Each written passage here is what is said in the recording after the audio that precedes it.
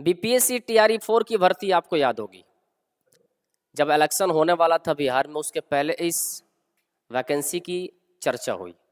चर्चा इस प्रकार हुई कि जल्दी में लोग आनन फानन में तैयारी शुरू कर दिए, और तैयारी इतनी जल्दबाजी से हो रही थी कि लग रहा था कि एग्ज़ाम इलेक्शन के पहले हो जाएगा।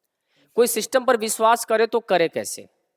सवाल है कि आप कहते हैं कि इलेक्शन, जब भी इलेक्शन आता है तो कुछ ऐसे कार्य किए जाते हैं जिसको देख के ऐसा लग जाता है कि इलेक्शन के तौर तरीके पर, यानी इलेक्शन के चलते ही ये कार्य किया जा रहा है। और इसी प्रकार बार बार सिस्टम जब लोगों के साथ खिलवाड़ करता है तो लोगों का विश्वास सिस्टम से उठ जाता है। टीआरई 4 की भर्ती के इंतजार बच्चे लगातार कर रहे हैं। अब जो नया नियम निकल कर आया कि हाँ अब प्री और मेंस दोनों हम लेंगे, उसको लेकर अब गहमा गहमी तेज हो गई है। दो गुट बना हुआ है, एक गुट कह रहा है कि प्री और मेंस का एग्जाम बिल्कुल होना चाहिए, और एक गुट कह रहा है कि नहीं होना चाहिए। जब आपने बीपीएससी टीआरई 4 के बारे में चर्चा शुरू की तो उस समय आपने इसके लिए टीआरई 4 के लिए प्री और मेंस की व्यवस्था नहीं रखी थी। अब क्योंकि एईडीओ का पेपर कैंसिल हुआ है तो आप कह रहे हैं कि अब हम सब एग्जाम में प्री मेंस लेंगे। चलिए, एईडीओ का प्री मेंस आप ले रहे हैं, समझ में आ रहा है। उसमें सिंपल ग्रेजुएट बच्चे जो ग्रेजुएशन करके बैठे हुए वहीं फॉर्म भरे हैं, तो उनके लिए समझ में आ रहा है कि आप उसके लिए प्रीटी और मेन लीजिए। लेकिन एक शिक्षक बनने के लिए कितना प्रोसेस फॉलो करके बच्चा पहुंचता है, इसका आइडिया है आपके पास? मैं आपको दिखाता हूं। अगर किसी को 1 to 5 में टीचर बनना है, 6 to 8 में टीचर बनना है, 9-10 का टीचर बनना है, 11-12 का टीचर बनना है। अगर मान लीजिए कि हम 1 to 5 की बात करते हैं, एक बच्चा +2 पास करेगा, +2 पास करने के बाद उसका कंपटीशन स्टार्ट होता है। डीएलएड का वो एंट्रेंस की तैयारी करेगा कि भैया हमें सरकारी कॉलेज मिल जाए तो 2 रुपये हमारा बच जाए, तो वहाँ वो एंट्रेंस की तैयारी करता है, जिसकी तैयारी अभी हम लोग करा रहे हैं, लगातार चल रहा है। एग्जाम का इसका भी आता पता नहीं है कब एग्जाम होगा, ना ही कोई डिटेल डालने का जिम्मेवारी ले रखा है आपके संस्थान ने। इसके बाद जब वो यहाँ डीएलएड का एंट्रेंस पास करता है तब किसी कॉलेज में जाके वो 2 साल की डीएलएड की डिग्री प्राप्त करता है। जब डीएलएड की डिग्री वो प्राप्त कर लेता है फिर कंपटीशन उसके सामने आता है कि वो सीटेट पास करेगा। अर्थात अब सीटेट पास करने के बाद है कि सीटेट पास करना है तो वहाँ भी लाखों बच्चों से उसकी मुलाकात होगी, वहाँ भी कंपटीशन अच्छा है, वहाँ वो फिर कंपटीशन पास करेगा। यानी 2 बार कंपटीशन तो दे चुका है ना। अब तीसरी बार जब उसकी नौकरी की बात आती है तो यहाँ तो सबसे पहले सिस्टम लाके उसको लटका देता है। साल साल भर 2-2 साल उसको लटाया जाता है कि अब होगा अब होगा अब होगा, और फिर बारी आती है कि अब एग्ज़ाम की, तब कहा जाता है कि नहीं यहाँ भी अब 2 एग्ज़ाम लेंगे। तो जो बच्चा +2 पास करके डीएलएड का एंट्रेंस देता है, जो बच्चा सीटेट को पास करके कंपटीशन पास करके आगे आता है, तो क्या वहाँ उसको मेहनत नहीं करनी पड़ती?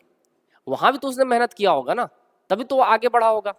और अब यहाँ आता है तो यहाँ आने पर अब कह रहे हैं कि नहीं यहाँ हम प्री मेंस अलग अलग लेंगे, और आपने उसके लिए एक्सक्यूज़ ये दिया है कि यहाँ चोरी हो जाती है एग्ज़ाम में, कुछ ऐसे असामाजिक तत्व इसमें शामिल हो जाते हैं जिसके कारण हमें इस प्रकार करना पड़ रहा है।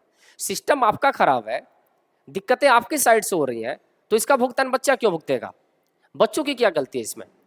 अगर किसी बच्चे को आप बीपीएससी टीआरई 1, टीआरई 2 और टीआरई 3 में एक एक एग्जाम लेके नौकरी दे देते हैं, टीआरई 4 की नौकरी 2 आप एग्जाम लेके क्यों देंगे? अब दिक्कत है, आप कह रहे हैं कि नहीं इसमें जो धांधली हो रही है उसको रोकने के लिए हम कर रहे हैं। तो भैया धांधली अगर हो रही है तो धांधली को रोकना कैसे होगा? इसका सॉल्यूशन पीटी मेंस है, इसका सॉल्यूशन आपका प्रशासन है, आपका सिस्टम है। पीटी और मेंस कैसे हो जाता? क्या इस दुनिया में, इस इंडिया में ऐसे एग्जाम नहीं होते जहां धांधली नहीं होती? बहुत ऐसे एग्जाम है जहां कोई धांधली नहीं है, एग्जाम की प्रक्रिया फेयर हो रही है और नौकरी हो जा रही है। तो सिस्टम में आपकी दिक्कत है ना, सरकार के। इससे बच्चों का क्या दोष है? अब आप कह रहे हैं कि फिर से प्री, और फिर जो बच्चा पिछले 6 महीने से 8 महीने से लगातार सेट बना रहा है, लगातार बीपीएससी टीआरई 4 की तैयारी कर रहा है, अब आप उसको कह रहे हैं कि हम 2 एग्जाम लेंगे, अब तुम अलग अलग पढ़ाई करो। उसके बाद आप फिर से सिलेबस निकालेंगे, जिसका आता पता नहीं है क्या होगा सिलेबस। अब वो बच्चा जितना मेहनत किया वो सब बेकार। अब फिर से वो प्री की तैयारी करेगा, फिर प्री का जब तैयारी करके वो निकलेगा तब आएंगे मेंस की बारी, फिर मेंस की वो तैयारी करेगा। तो ऐसा मजाक आप करते क्यों बच्चों के साथ? आप स्टार्टिंग में कह दिए होते ना कि बीपीएससी टीआरई 4 की बाली प्री और मेंस के साथ होगी, सारे बच्चों का माइंड सेट हो जाता। सारा खामियाजा बच्चा ही क्यों भुगतेगा? अगर कोई कमी आपके अंदर है तो उसका दोष किसी और पर क्यों मढ़ा जाता है? इसका मतलब है कि भैया अब टीचर बनना यूपीएससी से भी टफ हो गया है, ध्यान रखिएगा। होशियार बच्चे जो होंगे ना वो निकल जाएंगे, यूपीएससी की तैयारी कर लेते हैं, छोड़ो। एक तो बच्चा जब डीएलएड बीएड करता है, एस्टेट सीटेट पास करता है, उसके बाद बहाली की जो ड्रामा शुरू होता है, अब होगा अब होगा अब होगा, उसमें बच्चा फंसा रहता है। ऊपर से चर्चा हो रही है कि बिहार में फंड की कमी है। तो क्या बिहार में जो फंड की कमी है उसके कारण तो इसको नहीं टाला जा रहा है कि सैलरी कहाँ से दी जाएगी।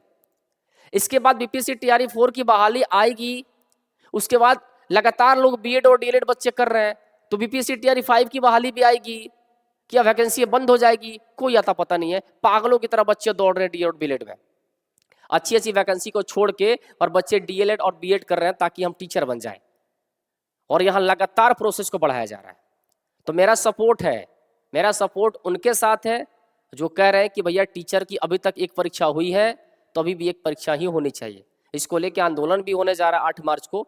हमारे चैनल की तरफ से फुल सपोर्ट है। हम उनके पक्ष में नहीं है जिन्होंने कहा है कि प्री और मेंस बिल्कुल होना चाहिए। भैया प्री और मेंस लीजिए आप एडीओ में, उसके लिए हम आपके साथ हैं, लेकिन टीचर में प्री और मेंस किसी भी प्रकार से कहीं भी सही नहीं है। अगर आपको लेना होगा तो टीआरई 5 में लीजिएगा, पहले से सूचित करके लीजिएगा, जहां बच्चे मानसिक रूप से प्रताड़ित नहीं हो।